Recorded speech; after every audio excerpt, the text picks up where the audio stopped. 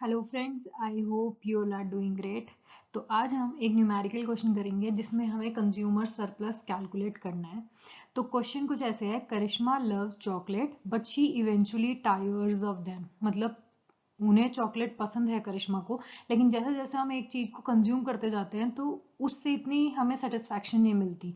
तो वो इन्होंने बोला है she eventually tires of them, खा खा के वो थक जाती है। तो table shows the price she is willing to pay per chocolate. अब ये जो टेबल है ये आपको दिखा रहा है जब करिश्मा फर्स्ट चॉकलेट कंज्यूम करती है तो उसका मतलब वो $18 पे करने को तैयार है फर्स्ट के लिए। लेकिन जब वो सेकंड करेगी तो उसकी विलिंगनेस टू पे कम हो जाएगी $16, थर्ड के लिए और कम हो जाएगी $12, फोर्थ के लिए 9, फिफ्थ के लिए $5 एंड सिक्स्थ में वो कहेगी मैं कुछ भी आपको एडिशनल पे नहीं कर सकती। मतलब वो बस अपने पीक पे पहुंच चुकी है। तो यहाँ पर हमें कैलकुलेट क्या करना है कि अगर शी ईट्स 5 चॉकलेट्स वीकली, अगर वो 5 चॉकलेट्स खाती है तो टोटल वैल्यू कितनी करिश्मा कर रही है, 5 चॉकलेट्स के लिए वो कितनी वैल्यू करती है। सेकेंडली हमें निकालना अगर प्राइस आपका $10 है पर चॉकलेट तो कितनी चॉकलेट्स करिश्मा कंज्यूम करेगी। थर्ड, अगर $10 ही आपका प्राइस है तो करिश्मा का कंज्यूमर सरप्लस कितना हुआ। तो पहले आई वुड रिकमेंड पॉज करके आप खुद कैलकुलेट करिए, फिर आप देखिए आपको कहाँ कहाँ डाउट आ रहा है, उसके बाद आप आगे सॉल्यूशन देखना। So let's get started.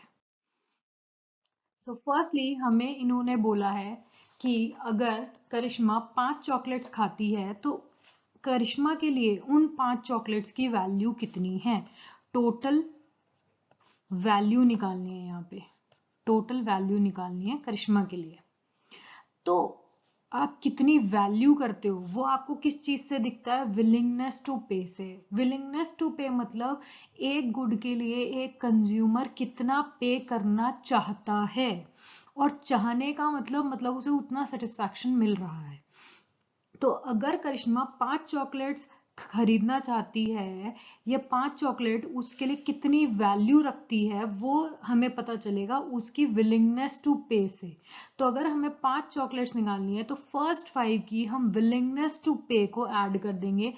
मतलब $18 पहले के लिए, सेकंड के लिए वो 16 देने को तैयार है, थर्ड के लिए वो 12 देने को तैयार है, फोर्थ के लिए वो $9 एंड फिफ्थ के लिए वो $5 देने को तैयार है। तो टोटल वैल्यू अगर मैं कहूँ करिश्मा के लिए 5 चॉकलेट्स की है तो वो इतनी है। अब हम इन सबको ऐड कर देंगे, सो 10, 20 और 30, 40, 46, 51 और 60। तो $60 है वैल्यू करिश्मा के लिए फॉर 5 चॉकलेट्स। ये हमारा आ गया फर्स्ट का आंसर। सेकेंड बात कर रहे हैं, अगर आपका प्राइस $10 है तो कितनी चॉकलेट्स करिश्मा बाय करेगी।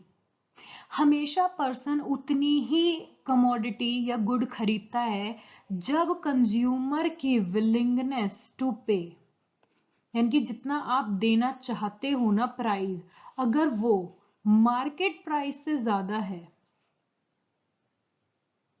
तब आप उस गुड को खरीदते हो। फॉर एग्जाम्पल मान लो आप कहीं भी कुछ भी चीज खरीदने गए हो, मान लो एक आपको डेयरी मिल्क की या किसी की आपको चॉकलेट पसंद आई आपने चॉकलेट देखी, आपने कहा अगर 80 तक हुई ना तो मैं खरीद लूंगी इस चॉकलेट को।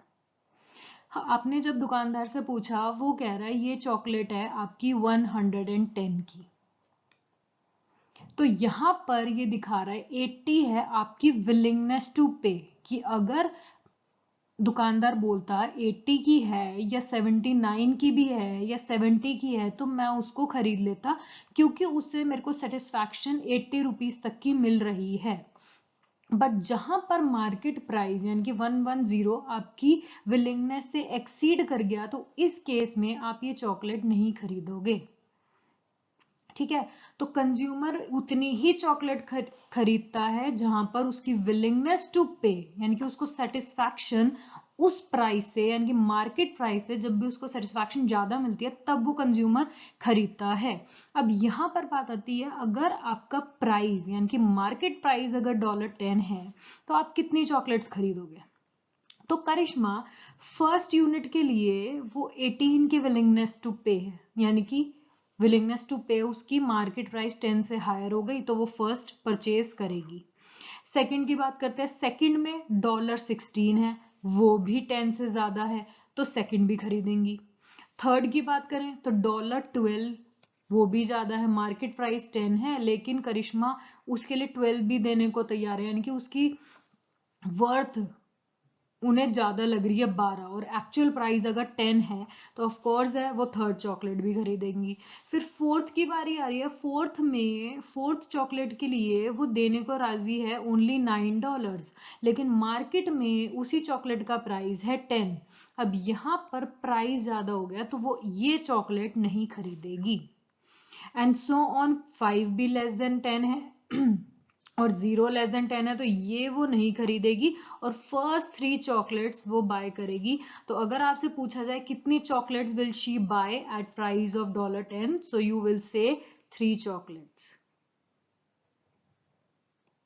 Would be our answer. आगे चलते हैं। अब हमें कैलकुलेट करना है कि अगर प्राइस $10 का है तो करिश्मा का कंज्यूमर सरप्लस कितना होगा। कंज्यूमर सरप्लस क्या होता है? कंज्यूमर को सरप्लस कब मिलता है? जब कंज्यूमर की विलिंगनेस टू पे एक्सीड होती है उसके मार्केट प्राइस से। फॉर एग्जाम्पल, मान लो कि मेरे को एक हेयर ड्रायर खरीदना है और मैं सोच रही हूँ कि हेयर ड्रायर ना मैं 2000 दे दूंगी। अगर 2000 का हेयर ड्रायर आया ना तो मैं देने को तैयार हूँ फिलिप्स के हेयर ड्रायर के लिए। मैं मार्केट में गई हूँ, मैंने पूछा भैया फिलिप्स का हेयर ड्रायर कितना है? वो कह रहे हैं 1500 रुपीज का। मैं सोच के गई थी कि मैं तो 2000 दे दूंगी फिलिप्स के हेयर ड्रायर के लिए और वो बोले 1500। तो ये जो डिफरेंस है 500 का, ये मेरे लिए सरप्लस है। क्यों? क्योंकि मैं तो सोच के गई थी मैं 2000 दे दूंगी, आया सिर्फ 1500 में। जो ये 500 जो मेरे बचे वो मेरा सरप्लस है। तो सरप्लस जब होता है जब आपकी विलिंगनेस टू पे एक्सीड होती है एक्चुअल मार्केट प्राइस से।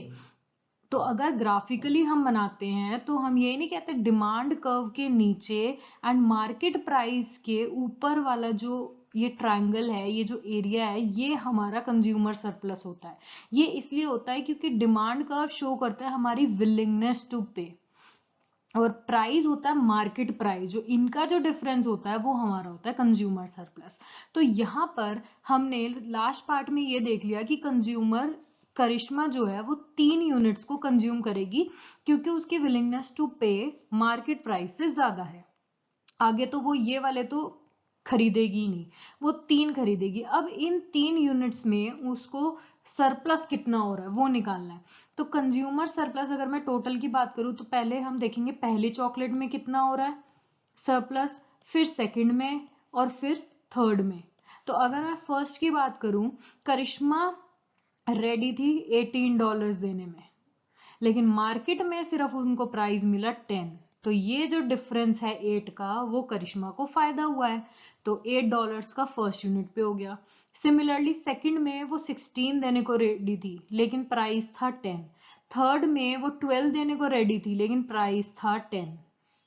तो अब आपने देखा फर्स्ट यूनिट जब उन्होंने खरीदी करिश्मा ने तो उनको $8 का फायदा हुआ, सेकंड में 6 का हुआ, थर्ड में हुआ 2 का। तो ये टोटल ऐड किया तो $16 का टोटल करिश्मा को कंज्यूमर सरप्लस मिला।